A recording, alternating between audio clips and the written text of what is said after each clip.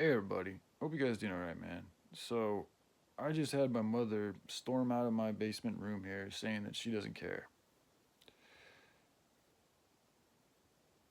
I mean, out of all of the words in the English language, she chose those words. She chose those words.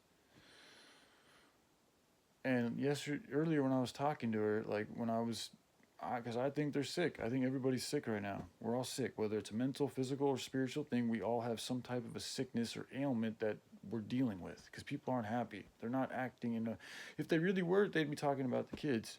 You'd reach a point inside yourself to where you realize there's so much suffering on the planet right now. Like the best thing that any person in a real good, happy place could do is try to make other people happier, healthier. And if you're not able to do that, then that's a sickness to me. That's what I identify as a sickness, because to be a human being is to be that, is to be something that is always striving to be good and healthy and to want to spread that and share that with everybody else. So because my mom, and she's very good at it when she wants to be, she can be one of the best people at doing that. However, there are certain things about her that she falls short, like we all do. Like I got a sickness, I'm working on it. She's got a sickness, my dad's got a sickness. We all got shit we got to work on. But she didn't like hearing that when I told her that. Like she turned her chair around, in like when I was saying that stuff to her. Like, and when she did that too, like I thought in her head, I felt like she'd wrote me off, man. Like 86 my ass and shit. She didn't say anything, but that's kind of the feeling I got when she did that. And I proceeded to walk downstairs. And I think a lot of this has to do with the starving children. For some reason, my mom is like, she hasn't wanted to talk about it at all. Like, she never asks me questions on the work I do. She never gives me props for it. Nobody does in my family. Um, and the interesting thing is, she's actually the one that comes from Immaculate Conception. She used to have dreams of saving the world before she had me, which this is just such stuff she's told me. She's the one who told me before I went to New Orleans that Immaculate Conception is in my bloodline.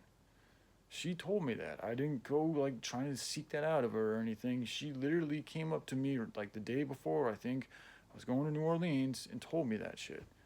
And then I go to New Orleans and I meet somebody that says he's God, and that's Joshua, and that whole thing happens. So that's nuts, man. That's really nuts that things have transpired to this spot in this place in this reality in my life with my family and all this, to the point to where my mom has literally stormed out of my room saying that she doesn't care. And it's like she knows that I've been suicidal. So it's like just right there, like saying that to somebody, like if you really cared about somebody and you're in a spot to where you can actually help somebody and you're not sick, like even if that other person is sick, because clearly he's suicidal, so there's some issues going on with that individual.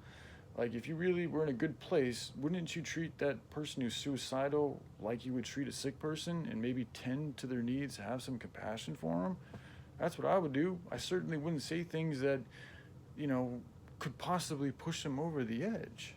But my mother, because she has a sickness, she fucking doesn't seem to care about that. Like, she literally just stormed out of my room, denying me wanting to get marijuana, which is just marijuana. Like, for me, that's a huge, like, I've made such good, like, for 20 years, I've had severe alcohol and drug fucking problems, like, to the point to where I thought I wasn't gonna make it. I really did. I can't tell you how many moments and nights and days and afternoons and fucked up weird fucking realities and things I was in where I never thought I'd get out of this shit. Never. I've had my mom literally like kind of give up on me and like, I'm sorry you had to have this life, and like just walk away. Like she still hasn't like ever researched like addiction or taken the time to just, I'm just being honest with you. This is just stuff that's really happened. And I think she gets mad because I'm pointing out to her that, you know, I mean, like you say you care, but cares and proof is in the pudding. Like what you're showing to me isn't that you really care. What it's looking like is like you're just doing like the corporeal things that a mother would do to take care of their offspring, but when it comes to the emotional stuff, like you guys really fall short. And it's sad, but that's the best. That's all I can come up with. Why things have transpired the way that they have, and I know you guys are sick, and so it's like I'm not mad at you guys. I'm just pointing out what's happening is you guys are sick, and that's why you haven't been able to do the things that most people can do. I mean, it's pretty common sense. Any offspring of a parent, I mean, that is a result of their environment, where they came from. So how I am comes from you guys. It's just the truth, man. That's why having children is not no fucking silly thing. It's a serious thing that should be taken with a lot of sacredness and care. Um, so, yeah, I just had her walk out on me saying she doesn't care. But in all, I think it's a good thing because I've been thinking that I should quit smoking weed. Um, and, I haven't even smoked today, actually. I've got a little bit. I haven't smoked, but since she asked me for some help, which is fine, I have no problem. I'm still going to help her even though she didn't give me any money. Um, but it's like, it's like I'm helping you out with something, I mean, you could help me out with a little bit of marijuana. I'm not getting an edible, but it's a little bit of marijuana. I don't think that's too much to ask for somebody that's dealing with suicidal moments at times and who's also recovering from serious hardcore drug addiction for 2 decades and who doesn't have any friends and is going through some shit. I don't think a little bit of weed is that big of a deal, but apparently she did. And I think also that like I'm also at a point to where I don't need it anymore. I don't need it anymore.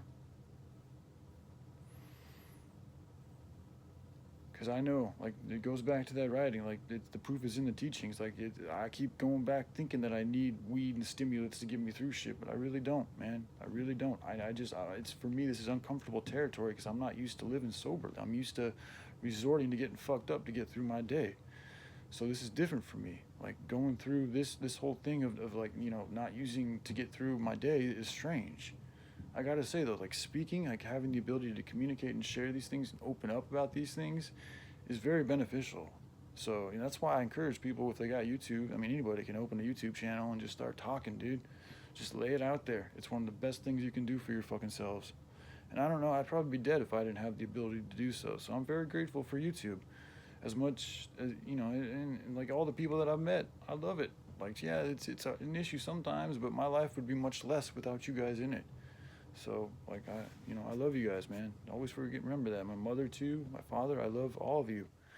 I wanted the fighting to stop, I'm sorry this went down this way. I knew it was going to suck, but I had to do what I had to do. My heart didn't feel good there. So I left.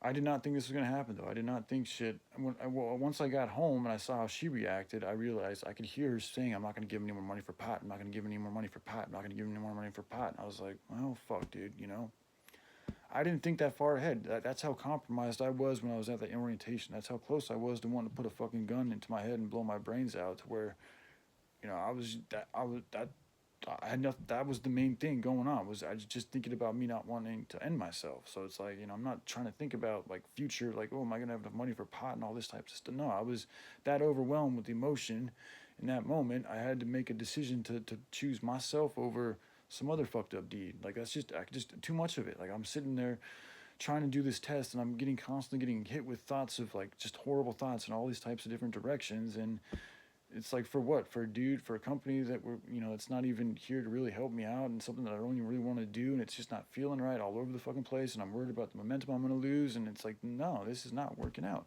So I chose to leave. Like, I didn't steal anything, I didn't break anything, I didn't do anything bad other than choose not to work at a place. That's all I did. All I did is choose that. And I'm being dealt with like I'm the bad guy. The day labor thing was working out, actually. It was working out rather well. My dad is the one who stopped me from working at day labor. He's the one who put his foot down and said I can't go back to day labor. So I was like, fine. So then I got off of fucking the herbs. And I've been off the herbs for a while now. But like going back to work is a dangerous thing because it does open up an ability for me to relapse. Much more easier than I am now. If I don't have any money, it's going to be very difficult for me to relapse. But having money, it makes it real fucking easy. And smoking weed does fuck you up. Like I think that's part of the reason why my dad was so distant from me for so long is because he's been smoking weed.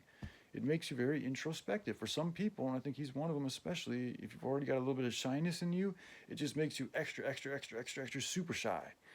And as a father, you're not going to be able to connect to your kids. Nobody would. If you're dealing with being shy and stoned and having to work 40 hours a week, you're not going to be able to be there for your kids.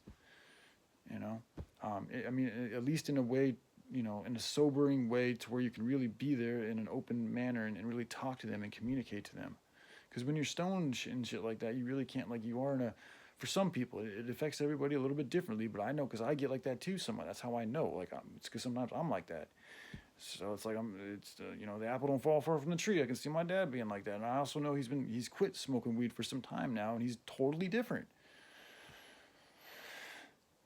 So it is what it is, man. Time and place for everything. So with that happening, I don't know, man. I feel like I should probably leave here, but another part of me is like I should stay here because they really are sick. So like I can choose to stay in this moment and still be a fucking anchor for love, if they want it. If they ask me to leave, I'm gonna have to leave, and then so be that. I'll have to go where I go.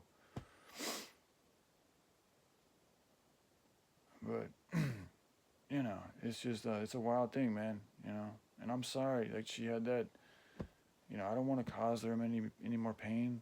This is why like you guys coming through and just like even just you don't have to agree with everything that I say. Obviously, I wouldn't want you to agree to anything that you don't really agree with. But if you guys could like if you were to give some type of a like message to my parents to at least let them know that I don't know, like I mean, that's a question I'd like to know too. Is like why do you guys do these things that make it seem like you're trying to gain my attention or to signal support? Like why are you doing these things that I feel are geared to getting my attention? you know, even that though, just to let them know that hey, your son has gotten our attention. That would be a big thing because that would at least give me credence to let them know that even if she doesn't want to look at the notebooks and all the work that I've put in, the time and effort that I've done, she can't deny the fact that these cats, whom are very successful, have seen what I do, and there's something that they see in what I do. I'm not sure exactly what, but there's something there that would help alleviate tension. So, anyways, all right, I'll keep you all posted. Love you guys. Bye.